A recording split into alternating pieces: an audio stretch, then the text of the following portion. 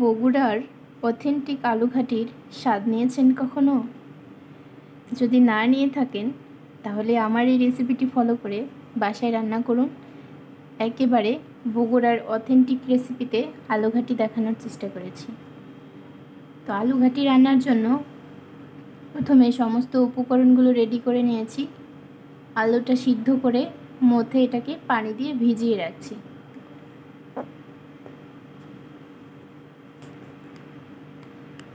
আলুটা ভিজানো হয়ে গেলে এবার সিদ্ধ করে রাখা ডিমটাকে তেলের মধ্যে সামান্য লবণ এবং হলুদ দিয়ে এটাকে একটু ভেজে নেব।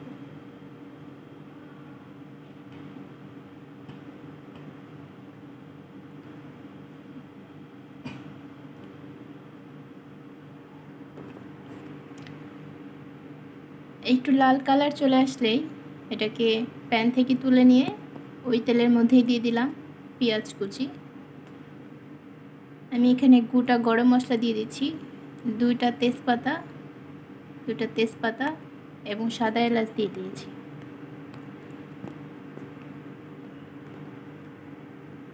মশলাগুলো একটু কালার চেঞ্জ হয়ে গেলে এর মধ্যে দিয়ে দিলাম আদা রসুন বাটা।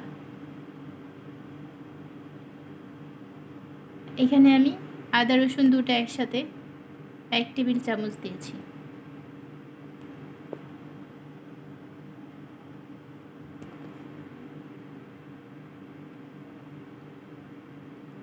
এবার এখানে গুঁড়া মশলাগুলো অ্যাড করব। হলুদ, মরিচ, ধনিয়া সব কিছু আমি 1/2 টেবিল চামচ করে দিয়ে দিলাম।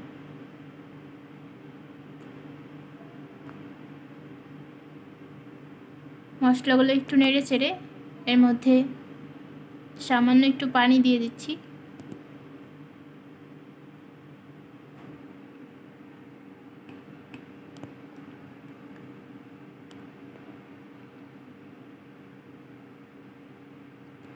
মশলাটাকে কিছুক্ষণ জাল করে নেব।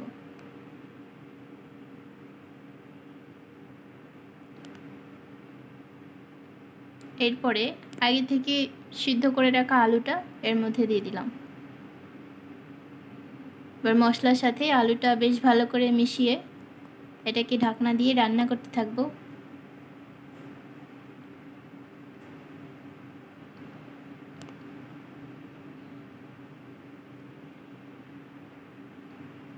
একদম অথেন্টিক আলুঘাটি রান্না করতে চাইলে এটা কিন্তু একটু সময় নিয়ে রান্না করতে হবে।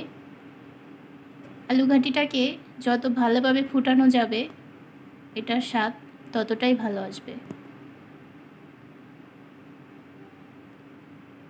তো আমি প্রায় 40 মিনিট ধরে এই রান্নাটা করেছি। আলুটাকে একদম ভালোভাবে ফুটিয়ে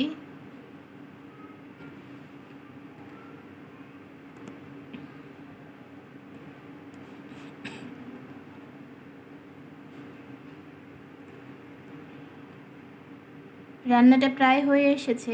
এ পর্যায়ে আমি গরম মশলা বাটা দিয়ে দিলাম। গরম মশলার মধ্যে আছে জিরা, সাদা এলাচ এবং দারুচিনি। মশলা বাটাটা দেওয়ার পরে আমি 5 মিনিটের মতো জাল করে রান্নাটা কমপ্লিট করে নিয়েছি। এ পর্যায়ে আমার রান্নাটা সম্পূর্ণ ডান।